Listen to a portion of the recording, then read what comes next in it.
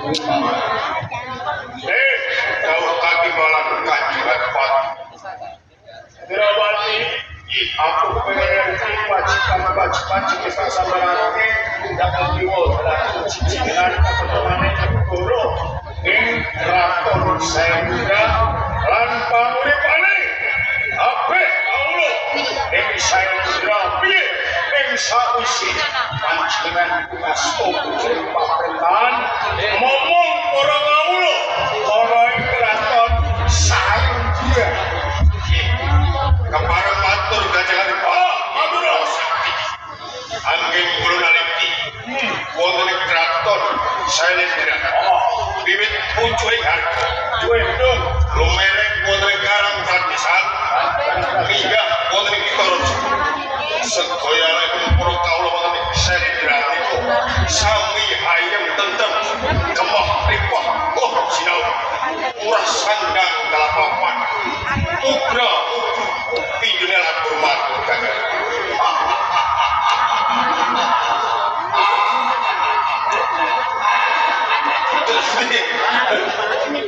Amui bareng krungu barang laporan mereka BKMULO ing Kraton Sendra kekurangan sandang panganan laporan tegese kemari palojinawe Kartotara Harjo ing ngayuman yen ana kawulane ora blok-blok ing sudah pelamatan tegese nggone ngasto jeneng pabrik Panjen kowe dadi pengalaman drama nyawan barang kawula sing ana ing sakjroning kutha Solo nyaman kawula cilik sing manggon ana ing Karanglas Desa Kabumen utuhake radio Akrabahan Solo akalane galumi barang kawula sing manggon ana ing Kabumen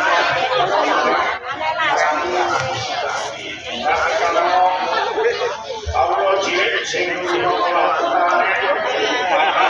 masalah dan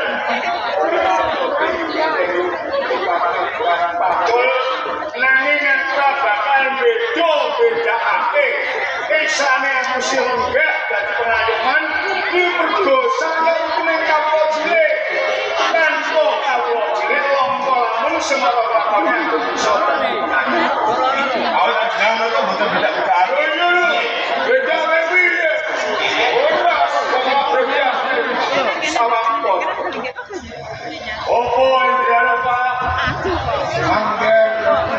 indra sak yektosipun pancen wonten tembakan iki badhe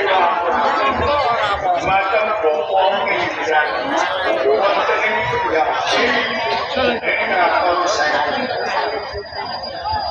ing sasamun kula minggah wonten ing sanggaring pamujan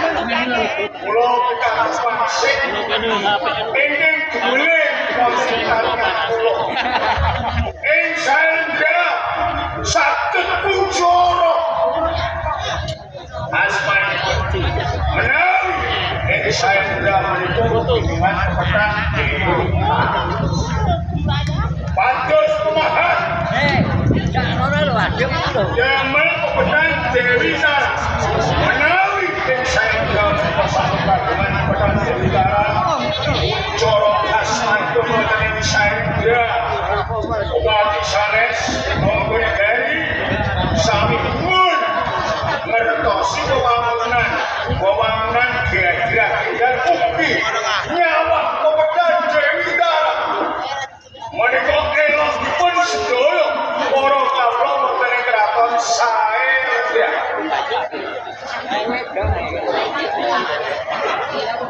anak muridku Indra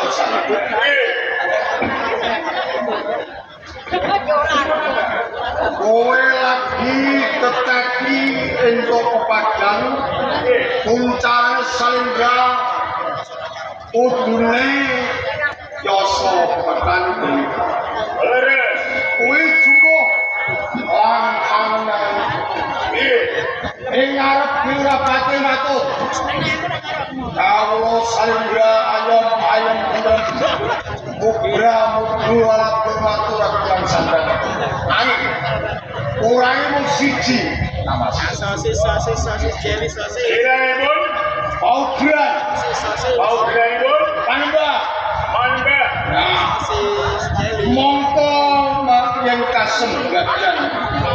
salingga senyipta tekan jengkara kuwi pinangka paugran kawula nayata tanpa mangsabutan desa wonten ing rae konsernya pinangka panembahe wong kabeh salingga kaya ngono nanging awak sing sing wasis mahat pekan itu mung siji namun setunggal sinten ing satu saka Jumpara Bayu Murti saking Jumpara Bayu Murti nanging pripun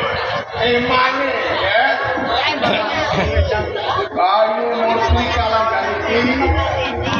mapan ing Kalingga nampa dawuh ana sane Ratu Simah. Ayo. Joso Candi Palimanan. Sapa kuwi? Sapa sing percaya? Apa sing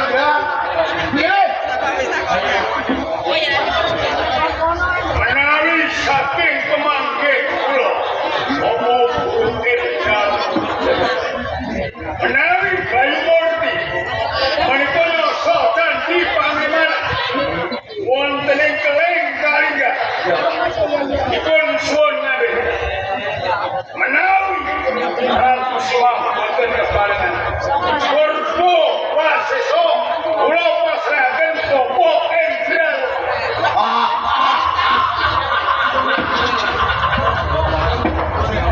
Panuwun ora kesongkro dak aku gawe kabeh kuwi nonton kahanan saka kuwi anggen bupati saking butuhe ora bakal indo mesti aku bakal mesti gawe